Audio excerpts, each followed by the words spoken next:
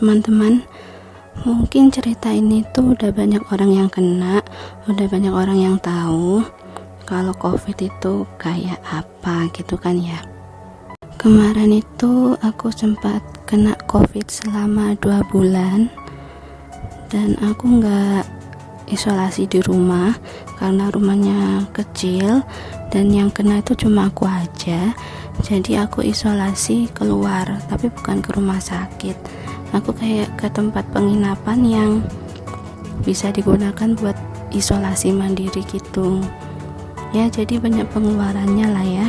Gara-gara ya penginapan dan makannya itu mandiri juga. Awalnya itu aku dari pasar tuh aku beli makaroni yang pedas-pedas itu, dan pedasnya itu kayak sampai masuk ke hidung gitu loh.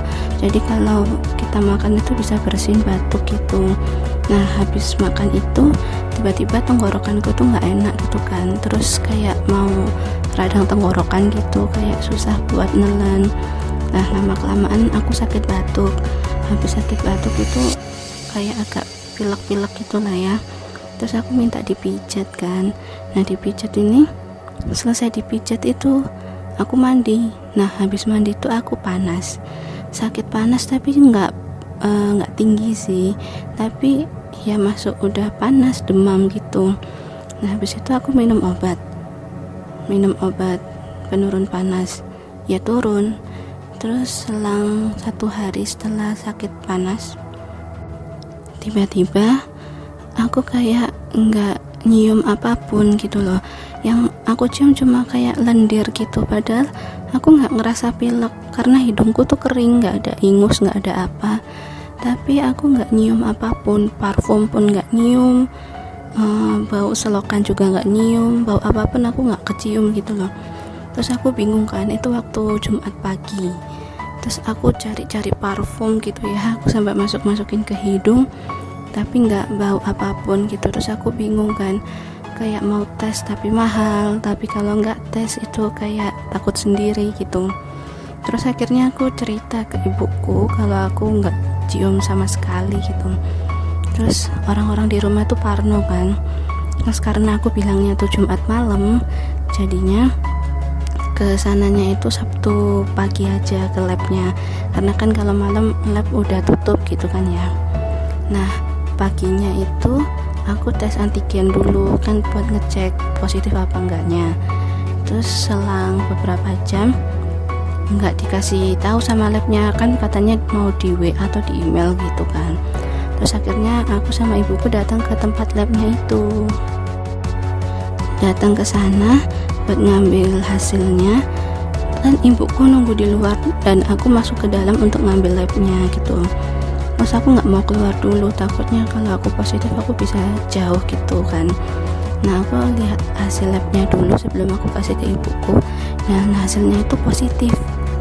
Aku takut banget waktu itu, kayak terus kalau gini aku mau ditaruh di mana? Aku pikir kayak gitu kan, kayak kalut gitu, kayak bingung gitu. Terus akhirnya aku kasih tahu ke ibuku sampai gemetaran, kaget karena tahu anaknya tiba-tiba positif kan selama ini aku nggak pernah keluar sama teman, sama ini sama itu, sama orang yang nggak serumah. Aku pasti selalu keluar sama orang yang serumah, sama ibuku, sama mbakku. Nah, karena ibuku panik, bingung kan, jadi kita nggak sempat nyari penginapan yang khusus COVID dulu waktu itu. Terus kita itu kayak punya tempat investasi kon hotel gitu. Jadi kita nginep di hotel yang kita investasi itu kan, katanya tempat hotel itu ada tempat isolasinya kan. Ternyata tempat isolasi di hotel itu cuma formalitas aja. Misalnya kalau ada polisi atau ada petugas COVID yang patroli buat ngecek tempat itu ada tempat isolasinya atau enggak, itu jadi kayak hotel ini tuh ada tempat isolasinya, ya sudah gitu kan. Padahal nyatanya itu enggak, itu cuma formalitas aja. Nah, pemilik hotelnya ini tahu kalau aku kena COVID dan nginap di situ. Aku diusir lah sama mereka. Bilangnya sih nggak apa-apa, tapi kata-katanya tuh ngusir gitu loh. Jadi aku sama ibuku tuh keluar cari tempat isolasi yang udah pernah ada orang isolasi di situ. Nah, aku isolasi di tempat Red Doors selama 1 bulan. Nah, aku cek lagi. Nah, cek lagi itu masih positif aja. Sebel dong, ini labnya yang cari untung apa gimana gitu loh. Terus akhirnya pindah ke tempat lain dekat rumah. Di dalam kampus itu ada asrama yang khusus COVID, bisa dipakai untuk isolasi gitu loh. Akhirnya aku di asrama kampusku itu kan ya selama 3 mingguan lah. Kalau 2 mingguan itu mau tes lagi tuh kayak nanti hasilnya sama aja, buang-buang uang gitu. Terus akhirnya 3 minggu, habis 3 minggu tuh langsung tes, terus nunggu 2 hari baru tesnya keluar, dan alhamdulillahnya hasilnya negatif. Waktu itu aku 2 hari sebelum bulan puasa aku udah bisa pulang ke rumah, dan alhamdulillah aku bisa bulan Ramadan di rumah, dan ya gitu, terbebas dari sesak-sesak nafas yang dilalui selama COVID. Selama COVID itu sekitar 1 bulan enggak sih, 2 mingguan lah, 2 minggu lebih dikit itu aku nggak bisa tidur telentang gitu, aku tidurnya duduk.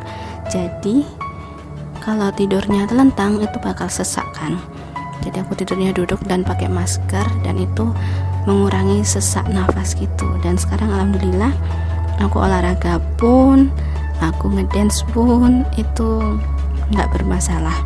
Alhamdulillah aku bisa selamat dari COVID, nggak seperti yang lainnya. Alhamdulillah banget aku bisa sembuh dari COVID.